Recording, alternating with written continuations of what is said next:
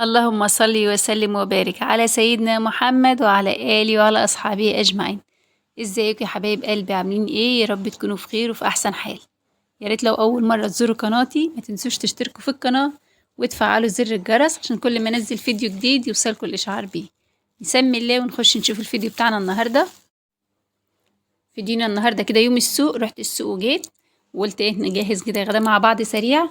هتجهزي ايه يا ام افنان؟ هنعمل كشري النهارده، كشري عدس، رز بعدس يعني، وهنسلق بيض وهنقلي كمان برنجان وهنحشيه بالطريقه دي، وهنعمل كمان إيه الطماطم هنعملها كاتشب كده بطريقه جديده حلوه. إيه يا رب فيديونا النهارده يعجبكم.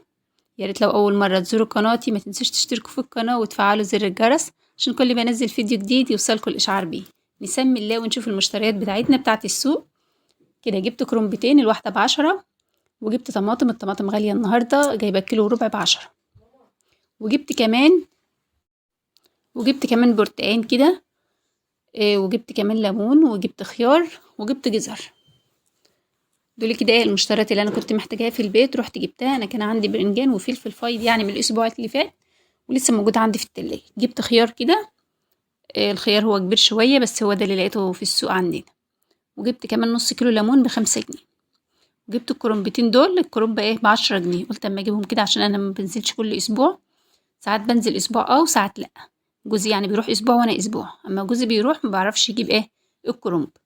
جبت انا 2 كده، هعمل واحده معاكم في فيديو والتانية هعملها مره تانية ان شاء الله.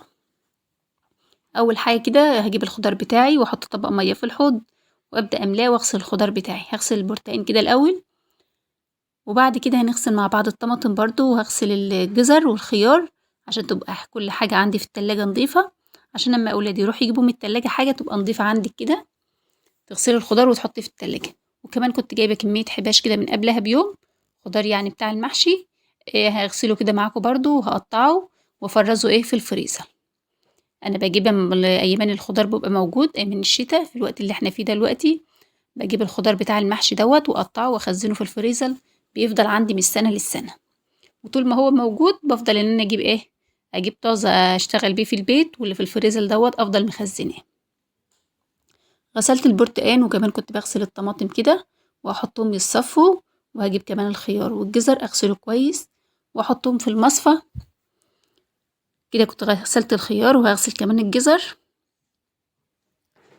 وكمان هحط الكرنب بقى على جنب، واجيب الحباش بتاعي او الخضار بتاعي وابدا ان انا اغسله واقطعه برضو معاكم. يا ريت اللي وصل الفيديو اللي عندي هنا ما ينساش يحط اللايك يا حبايبي، ده فضلا وليس امرا. كده خلاص كنت خلصت غسلت الخضار بتاعي كله، بس ما غسلتش الليمون. هربط الليمون كده عشان يفضل معايا طازه، احطه في الكيس واقفل عليه واسيبه في التلاجة. ودوت الخضار اللي كنا جايبينه من الارض، كان قبلها بيوم يعني، دوت كان سوق يوم الاربع، وكنا احنا في يوم التلات كنا في الارض.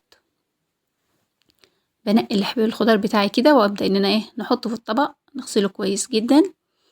دوت شبت على بقدونس وعلى كزبره، يعني تشكيله كده خضار هنغسلها كويس ونقطعها ونفرزها معانا في الفريزر، تفضل معانا ان شاء الله من السنه للسنه.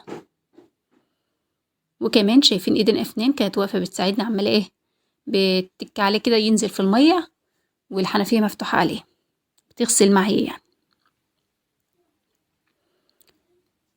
كده خلاص كنت خلصت بقى الخضار اللي معايا كله. هغسل الصينيه وهبدا ان انا اغسله كده واجيب مصفى واحطه فيها يتصفى، وحطيت كمان عليه شويه خل كده وغسلته كويس عشان يبقى الخضار بتاعي نضيف وزي الفل. هغسله كمان مره. خلاص غسلته تاني مره وحطيته بقى في المصفى يتصفى. ما حبيتش اطول عليكم الفيديو، وهبدا ان احنا نقطعه كده. جبت الصينيه وبدات ان انا اقطع الصينيه بالطريقه دي.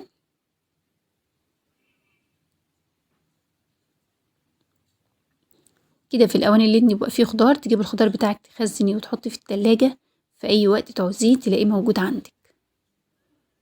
وهو طبعا الخضار موجود اليومين دول في السوق ورخيص جدا، في اوقات ما بنلاقيش الخضار دوت موجود، يعني بيبقى قليل جدا وندور عليه ما بنلاقيهوش. وخضار الشتاء طبعا كويس ومفيد وكل حاجة، احسن من خضار الصيف. خضار الصيف بيبقى عطشان ومحتاج مية كتير، ما بيبقاش طازة زي الخضار بتاع الشتاء.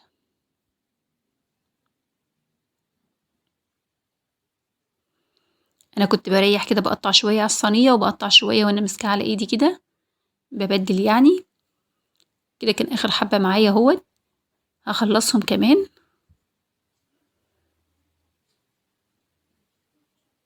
لا اله الا انت سبحانك اني كنت من الظالمين. هنبدا كمان نفرزهم كده، نقطعهم حسب بقى التقطيعه اللي انت عايزاها. عايزاه خشن تخليها خشنه التقطيعه بتاعتك، عايزه التقطيعه بتاعتك ناعمه تنعمها كمان زي ما انا بعمل كده. وجبت كمان العلب اللي عندي دي، انتوا عارفين ان انا بخزن في العلب دي على طول، يعني بستفاد بيها كل ما اجيب حاجات لحوم او حاجات مجمدة او جبنة او حاجة، بعين العلبة بتاعتها ما برميهاش واغسلها، وعينها عندي افرز فيها حاجات في الفريزر، يعني بستخدمها تاني. خلاص كده كن هما 3 عندي، وجبت كيس كمان حطيت فيه حبة وربطته كويس، والحبة التانيين اللي على الصينية دول هحطهم في طبق او مطبقية واحطهم في التلاجة من تحت، اشتغل بيهم الاسبوع دوت. يبقى انا كده خزنت 3 علب وكيس، يعني 4 علب هعينهم بقى في الفريزر، وهتسيب الحبة التانيين نشتغل فيهم. جبت كده بقى، انا كنت جايه بقى زي ما قلت لكم في اول الفيديو، جايه متاخر من السوق، وهنجهز غدا سريع كده مع بعض. وكمان البيض دوت جوزي كان جايبه لي من السوق شاريه يعني. هغسل كده الرز بالعدس، وكمان هنسلق بيض، ودي كمان هعمل مع بعض. هنعمل الطماطم بتاعتنا الكاتشب. حطيت كده فصين توم والطماطم وبصلايه، وحطيت عليهم معلقه سكر، واحط ربع كوبايه ميه كده او بالكوبايه الصغيره دي. وكمان البرنجان بتاعي دوت هدحرجه كده في الزيت.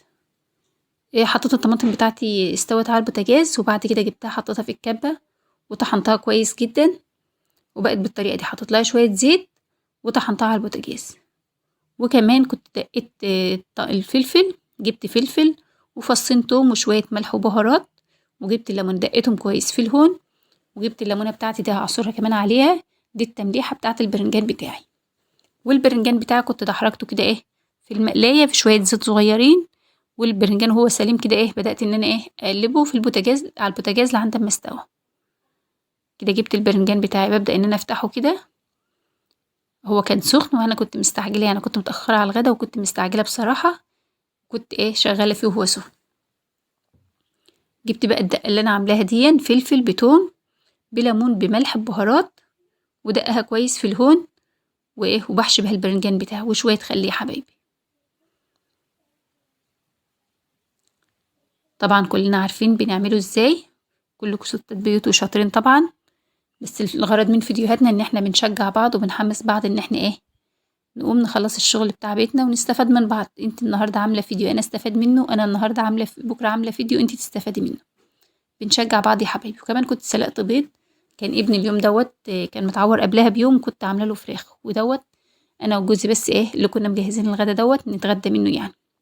وبنتي كمان ما كانتش موجوده في البيت. يا ريت لو اول مره تزوروا قناتي ما تنسوش تشتركوا في القناه وتفعلوا زر الجرس عشان كل ما انزل فيديو جديد يوصلكوا الاشعار بيه. واشوف وشكوا على خير في فيديو جديد ان شاء الله، ومع السلامه.